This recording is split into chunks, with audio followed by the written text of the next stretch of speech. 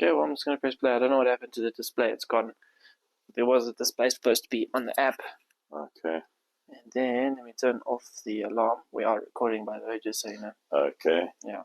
It's good to turn the alarm off so we don't have a disruption while we are trying to mm-hmm. speak and record. Correct. Okay. Ladies and gentlemen, welcome back to episode 19. I think. I hope.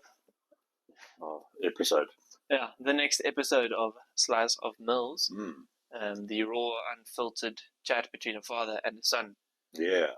And in the last episode, we spoke about being conscious in the things that you do, being present in everything that you go through and people you chat with, reading through books, or whatever you are involved in. And today, I don't really have much to add to what's happened in life. It's just been normal work and just continuing doing our normal thing. The only exciting stuff that's happening is tomorrow is supposed to be the fashion show. And, All right, yeah. So looking forward to that. It's not actually a fashion show, it's more of like a hey, parents, this is what your kids have been doing the whole year. Okay. Come along and see what it looks like and what it's all about. Yeah. Okay. So that's obviously the modeling school that you've been involved with and understanding, this is what your kids have been doing through the year and here's the results. Yeah. It's this showcasing or show and tell of the activities that have been going on. That's going to be very nice. Pretty much, yeah. Yeah. So my week has been pretty boring, unproductive, uneventful, and just working to get things done. Okay. Yeah. Welcome to Slice of Mills' different start to our normal starts. Apologies. Yeah. It is what it is. It is what it is, but yeah. Welcome back. Episode 19, I think. And over to you. Yeah, thank you. We were speaking last about being intentional and being consistent as well. I think it adds to that as well. So it's not just being intentional, but consistent in that intention of doing things and making sure that we're achieving the results that we believe we can or wanting to. Some of the things that I do is on a daily basis on my WhatsApp status, I put up stuff that's motivational and kind of intentional. And the idea behind that is to challenge people's thinking about how they go about life itself and just the impact that they might have. And once a week, I have a bunch of entrepreneurs that are specifically linked to Amrod. And on a weekly basis, I'm being intentional in that as well and putting a motivational thought for the week, if you want to call it that, for the entrepreneurs to help them, just keep them motivated and keep them driven to achieve and to want to achieve. So the idea behind that is to constantly keep them mindful. And in some instances, which I've had where they individually come back to me, they say, thank you so much for posting this because it just helps motivate us and keep us moving forward. So the intention and the intended result is being achieved directly as a result of doing that. On the WhatsApp status, that's every 24 hours. So for me, the thing is I don't always match the 24 hours. But the idea behind that is the thoughts are put there, get people to think about it. So it's the one time I put something out and I had 72 views. So on average, I have around about 60 views now on a daily basis. When I started out, it was only like 15 or 20, and so it started to build over time. So I'm very happy about that. And the idea there is some people will take that, and I've had multiple times, I've had people take my status, they take a screen grab, and then they can put it on their own status as well, which is fun to see, which I'm happy about because it just, sorry about that, which I'm happy about, and some people pick up on that and use it. So I think for me, when you're intentional and when you are deliberate in what you're doing, you often find that after the fact, some people will come and say, if had I not seen you do that, I wouldn't have seen that, or it wouldn't have pushed me to go harder on my side. There's a guy I'm meeting this week, an Indian chap who I probably last saw about 7 years ago, maybe even longer. He used to be an ex-entrepreneur of mine. And he came up in the week and he said, your weekly updates on your Facebook profile is such a motivation to him, and now has gotten him back into training and started to do that. So for the last 3 months now, he's started to do training for himself and started to get himself up on point. There's another person that I'm dealing with through part of the process. I got to meet him through my work, and he started running and being deliberate in that. So purely because of me just doing simple things, and I'm thinking I'm just putting a picture up there, but it's you'd never understand or never would know the impact that has had on somebody else and the motivation that it's had on somebody else to get somebody to do something. That's true. True. So it's probably because a lot of the time when you see someone online, like specifically for me, even with workout stuff, when I see it online, I'm like, okay, it's unachievable. It's someone I don't know. It's something I can't relate to. But people know you. So when they see you do it, they're like, oh, I know this guy. I know what he's like. Yeah. He can do it. I can do it too. It's not unobtainium. It's not some overseas dude which has no bearing on me and my life. This is someone I know. I've had dealings with. So it brings it close to home. I like that, and I know that there's more to come, and it's going to start growing, and a lot more people are going to take notice of that, and who knows who it's going to inspire as well.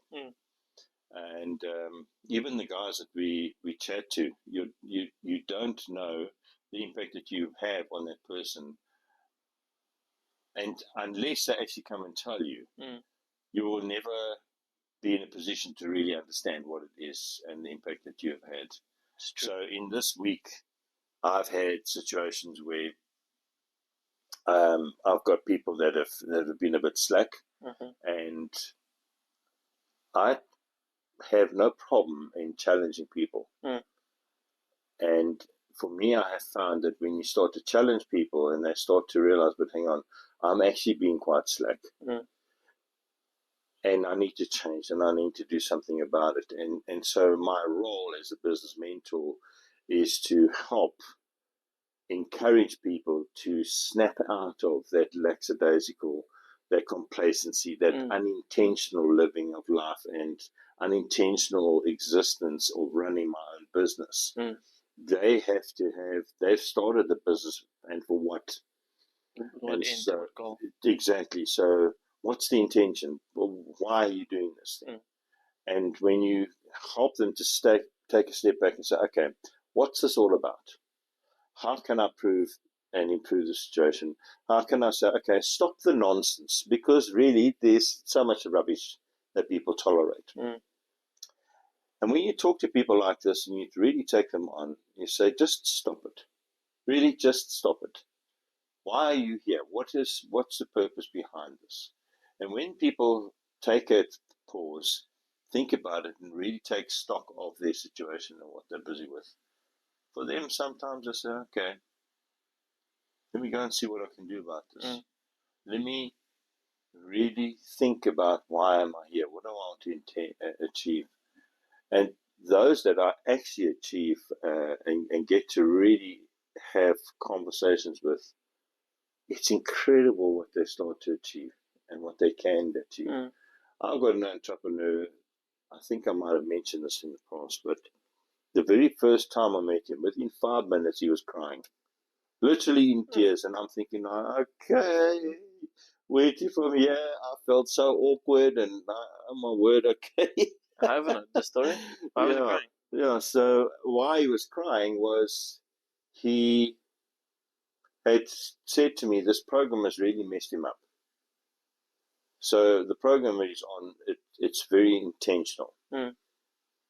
It's designed to break your paradigms, to break your thought processes, and help you put them in the right place and on the right platform, and as they should be, being managed properly. So for him, this program has taken everything he knew about business, everything that he was doing in business, turned his world upside down and broke the paradigms and broke everything that he'd become accustomed to, and helped him to really focus and say, okay, so what is it that I want to achieve? Where am I going? What am I doing with my life? Okay. And so what's nice is it's broken him, and now it's building him back up. And I've had the opportunity of really working with him very closely. He used to do a lot of design work. He's a phenomenal specialist in digital space and designing. He's incredible. Okay. And so much so that he designed that stuff that I know what you're talking about now. Yeah. Yes, that we took stuff to as Other models companies, to control. Yeah. And so out of that, he came up with that. He designed it. And when I look at what he's able to achieve, he's also gone and done the logo and the concept for Black Panther for Men's Haven. I've been amazed at what he's come up with. I gave him the brief. I explained to him in detail what it was that I want to achieve. And from that, he took that and he created what he created for us. So it's no copyright nonsense, anything like that. That's his creativity that he's created for us to work with. The point I'm trying to make is in the 5 months to date that I've had the opportunity and the privilege of working with him, he's gone from, I knew what I was doing, I'm broken, I'm back on track. His business has completely flipped on its head again, positively now. So much so that Amrod, the company that he was working for, didn't work for anymore because they posted all their stuff overseas to India, come back to him, that making use of his services again. Yes, what a roller coaster. A total turnaround. But what's happened as well is not just Amrod, but all the other people that I've referred him on to. Everybody that's contacted him, he's able to secure and land them and do business with them. And now he's having to look to employ staff now because that's from having been a one-man show now to I need to employ people again. So it just shows you when you really focus and you really buckle down and nail it down what it is that you want to achieve, what it is that you want to accomplish, and then you start going flat out for that. But having someone to support as well, to encourage and promote and push, anything is possible. Absolutely. Okay, I guess I was going to ask you to define what you mean by intentional, because I think it was in the last episode, or if we were chatting in private, I can't remember, but I wasn't clear about what you meant by intentionality. So I think I understand it now. It's more like what you're doing, what's the goal. So if you're just reading a book to just read a book, it's the same thing like reading my Bible. I was saying being conscious with what you're doing. So being conscious, I think, is, for me, it still feels like it's one and the same, because now I'm reading a Bible, but I'm reading it with the intention of learning to love. And yeah, anyway, the point is, I'm going to leave that there. But there's an intention behind it, so that's what makes you conscious in what you're doing. So maybe we should actually switch the episodes. 18 should have been 19, 19 should have been 18. So sorry guys, this came out in the wrong way, but if Marvel can post series in the wrong way, so can we post the slice of episode in the wrong way. So yeah, okay, that's very cool. Very cool.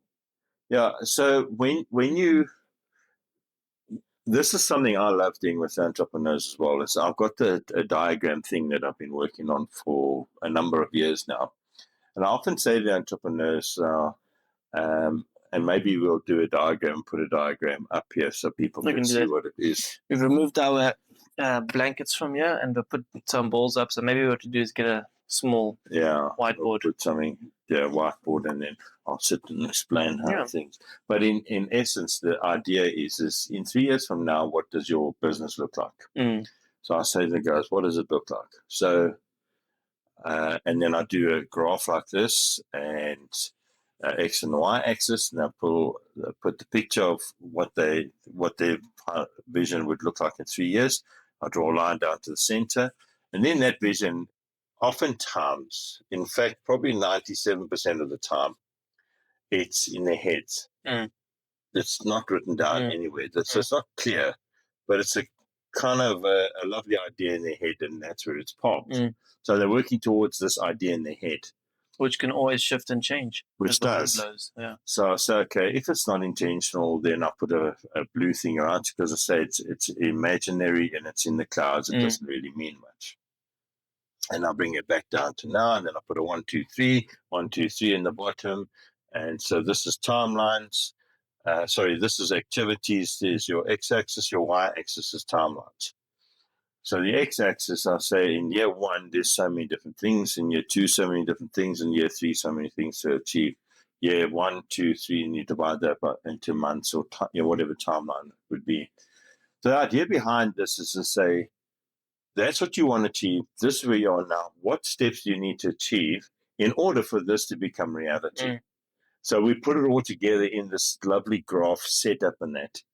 And you see the lights come on. It's so amazing, because now they realize, oh, okay, if I'm intentional and I'm very deliberate in what I'm doing with my business, things are going to really start falling into place, which is the case. And so when you see them go and put this in place, then you start to see, okay, so now when I go to work and I've got staff, my staff don't come and say to me, Dave, what must you want me to do today? No, they come to work knowing what they need to do. No one needs to sit and tell them, listen, you need to. They know what they need to do. So what starts to happen is everything that needs to take place for this to become reality now falls into place. And it's literally, it aligns up with you, and it begins to happen as it should, and faster. So guess what? When this vision is clear, everybody knows what they need to do. This vision now comes forward, and the next vision becomes something to work on. And it's natural. And then moving up to a checkpoint almost. Absolutely. So even some of the things where you say in year 1, there's 50 steps that need to be achieved, year 2, another 50, year 3, another 50. What normally happens is in year 2, there's certain things that will now slot down and come down to year 1, because you've put these things in place. They're now well established. And so now there's space for, and it's like so, a building block. Yeah, it's incredible. Okay. And then I also use the analogy of a building. And it's funny when I say to them all, so what needed to be here for this building to be here? Now this and that. I said, and before that? No, there needed to be this and that. And I said, and before that? Until eventually you get to them, the land needed to be there. They had to have bought that land in order for that building to be designed, and foundation, blueprints, and all that stuff. So there's a whole lot. So what's nice about that is when you take that and you'd physically say this building is 3 stories tall. There's a basement, ground level, first level, 3 stories in total. So before that building to be in place, what had to happen? And so the idea behind that, again, is to show them, it doesn't just start. It's not a vision. It's not an idea. It becomes reality, and it gets born out into the physical. Something tangible. Yeah. So it's interesting. Very interesting you say that. And I like the idea of the picture of the buildings. It puts it in context. You can't just, if you see a business as a building, you can't just have an idea. You actually have to have the plans drawn up even on top of it. Correct. I got to think a little bit more on what I wanted to say there. But yeah, I see what you're saying about it. And in my context, I'm thinking about how I can be someone that helps that growth in the businesses and the places that I'm in. Yeah. But I was just thinking, at the place where I work for the property, there's not an intention to grow, at least at the moment. It's not like we want to grow into being a competitor for Property 24 or something. It's just more like, okay, you go in every day and you handle what little fires have popped up and you work as far ahead as you can. And that's it. You come home and you do the same thing the next day. So in a context, in a place like that, how do you sort of, I guess this isn't even applicable. None of the business growth is applicable then because there is no vision to grow. Exactly that. So that is critical. The entrepreneur doesn't have the desire to build and grow a business. The entrepreneur has the desire to just exist. Sustain. So in other words, they become not even a lifestyle. They become, I suppose you could call them a lifestyle entrepreneur, but like entry-level lifestyle. They just want to cover their overheads, just want enough of this, want enough of that. And that's where it stops. It doesn't go beyond that. There's no desire to say, I want to achieve that, and I want to achieve that. I'd like to have a branch in Centurion. I'd like to have a branch in Pretoria North. None of that exists. It's just existing. So that's very true. Yeah. I'm not going to go point out a whole bunch, but yeah, I can just see. You can just see there's no intention behind growing it. There's nothing wrong with that. You can do with it as you please. If your dream is not to expand, then it's fine. So be it. There's a guy I like to reference quite a bit, and it was a very eye-opening thing for me. His name is Nico. He's a very I normally wear a watch. He's a watch guy on YouTube, and he's started this whole thing called Pride and Opinion, which is a brand about trading watches and buying and selling them. And point is, he's got a lot of watches and he's built his wealth off of it, and is a very good salesman. And he knows that his strength is in sales, not in the management of the business. So instead of stressing himself and trying to run the business and stretching himself thin, trying to organize people and transport and he just was like, okay, I've got the network, let me sell the watches to the people. There we go. And it's actually amazing. His company he isn't the CEO of, because he can't execute and operate the business like it should be. So he is the important. chief sales officer. So it's very eye-opening for me to see is when you actually know what you're doing, when you know your intention behind it, then there you go. You know what you're doing. You're correct. Okay. Yeah. So it's important. So in general, in society and in the world, and it's not an exclusive concept at all. It's you have a subsistence entrepreneur, you have a lifestyle entrepreneur, and you have a growth entrepreneur. Those are your three main types of entrepreneurs. The subsistence is I make today to eat today and just enough to buy for tomorrow, so I can do the same tomorrow, same the next day, same next day. Self-sustainable. Totally, just complete subsistence. What I need today, I use today, but I'll also have just enough for tomorrow. And then for when it comes to weekend, then I try and double my sales on Friday, so at least I can last Saturday, Sunday, and buy stock for Monday. So that's literally is a subsistence entrepreneur. A lifestyle entrepreneur wants just enough that I can maybe employ one person, maximum maybe of 5 or 10 individuals that will work for me.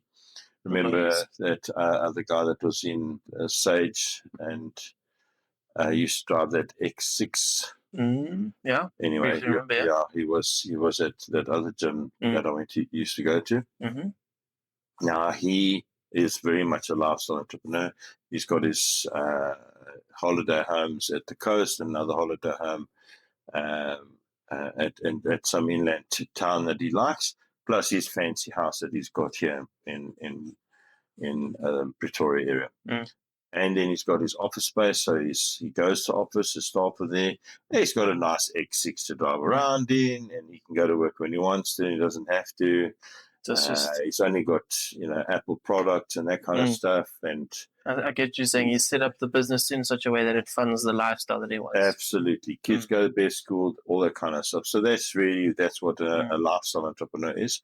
So he's really done it well. Yeah, because to be at the level that he's at, he's done it very well. Yeah, and he doesn't want much more than that. And then obviously you'll have your growth entrepreneurs who's in it for the long haul, and once they leave, what do they leave and sell on? So in South Africa we have a company called Bidvest, which is started by I think the guy's name is Brian Joffe. I think I speak under correction, and He's done extremely well for himself, so much so that that company has now been sold to a Saudi Arabian company. It will be delisted. A couple of billion rand. Sure. That he's made for himself, but he built an empire, employs thousands and thousands of staff, and has multiple brands and businesses across the board. But his skill was in putting a management structure in place that he employs extremely high level and entrepreneurs or staff, management and that kind of stuff. And most of the companies, so part of the company growth came in as they would go to Joss's company, and Joss's company is in logistics. And he comes to Joss and he says, Joss, we're going to buy your company from you. However, we will take over your company. We'll brand it as Bidvest Joss. And as it is a Bidvest Joss, we will have so many controlling shares, but you have to stay on the business. And after, I think it's a 3 or a 5 year period, either I think this was the model, I speak under correction. After a 3 or 5 year period, they will pay you out in full, and then you disappear into the woodwork. But while you in the business for that 3 to 5 year period, you will still be in the same position that you were in. Nothing would change, but they would just own the business or manage it and brand it their name. So they open up the doors to all their networks that they've got, and so there could potentially be huge growth or not. So that's the idea behind that, and it worked extremely well to the degree that the man is now selling his business off. Sure. Okay. Big in property, big in even security. Big song, yeah. Yeah. Bidvest Coin. Yeah, where Coin used to be Coin Security, now it's Bidvest Coin. Sure. See what you mean. Okay. Very cool. Incredible, eh? So it shows you the importance of being intentional with the things you're doing. So having a goal behind what you do. Yeah. And actually, there was someone I was speaking with, and I said to them, it feels like some people just talk to you because they've got a means to an end. Yeah. And I guess that they're talking to you because it's intentional. Yes. And there's obviously, there can be good and bad intentions. And a lot of the time, those people that we were referring to at the time was bad intentions. And they want to talk to you to get to know you. They wanted to talk to you to see what they could get from you. And once it was done and they could see there's nothing, or if there was something, and then move on to the next. Yeah, for sure. For sure. Oh. Right. Thank you so much. Thank you. That was brilliant. Nice. I feel like I should go back and watch this one again, write some notes down. That was quite good. Quite an educational one. Yes, yeah. Okay. Ladies and gentlemen, thank you for tuning in. So a little bit of a longer one. Yeah. Okay. A little bit of a long one. Yeah. A little bit of a long one. So between the two, this one should be 55, if not longer. Close, yes. Yeah. We can see. So I just left it on its side until we filmed again and put it up, right? Fantastic. So we are almost done. 55 minutes. But anyway, thank you, ladies and gentlemen, for tuning into another episode of Slice of Mills. Yeah, if you liked it, share it to some friends. If you feel like there's someone who's maybe struggling with some intentionality, share it to them. Yeah. I think there's someone I want to share this one with. I can think of a few people that need some intentionality behind what they're doing. Yeah, it will be good. And if anybody wants to contact us, please leave it in a message. And send us a comment details and share some emails or something. All right, this is us slicing out. Thank you very much. All the best. Thank you.